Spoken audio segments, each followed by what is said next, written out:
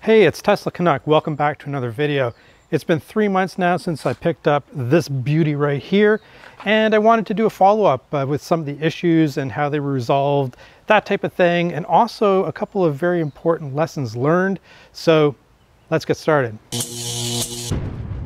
Before we get too deep into it and start talking about the issues and lessons learned, that type of stuff, I just want to go over some key stats with you. I've put on 3,500 kilometers, which is about 2,175 miles since picking up the Model Y. The average efficiency during that period of time, 79%, at an average temperature of 15 degrees Celsius, whatever that is in Fahrenheit.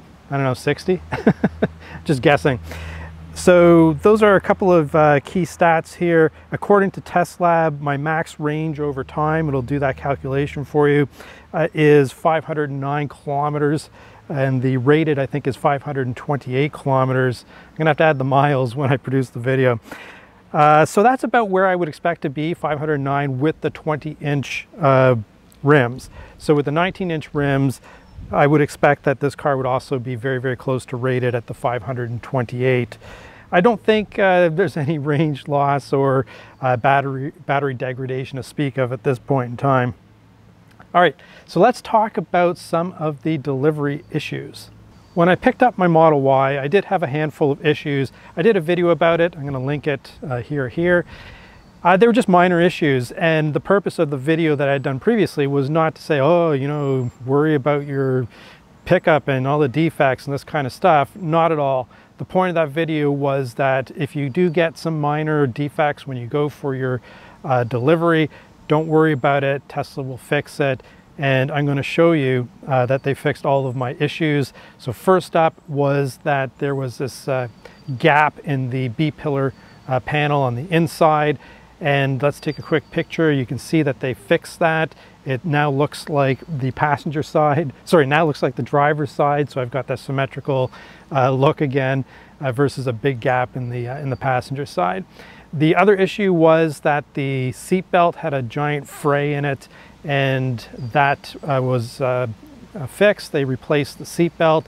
And then perhaps the biggest issue was in the back seat, in around the seams of the back seat, there were these it was really buckling around the seams, the synthetic leather. So they basically replaced the entire back seat, so with a new back seat, which looks perfect, as we can see in this picture I'm going to show you right now.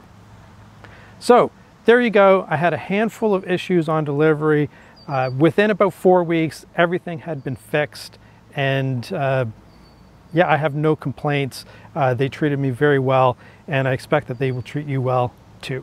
After 3,500 kilometers, 2,175 miles, I do have a couple of lessons learned that I think are going to be very important, even though it hasn't been a lot of mileage. I think any new buyers, or if you have a Tesla Model Y and you haven't thought about the things I'm going to tell you about, that you should be aware of.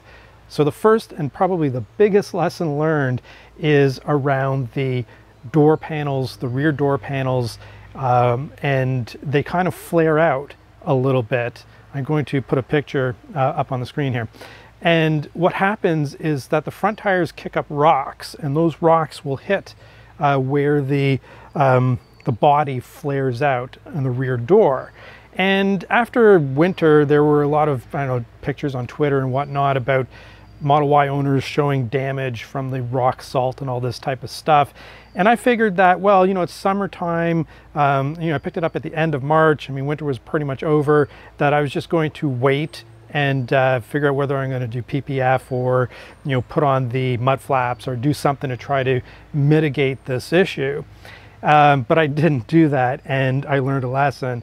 Basically, even after 3,500 kilometers, 2,175 miles, I've got rock strikes, and it's, you know, pitted, and some of the paint is not looking so good even after 3,500 kilometers.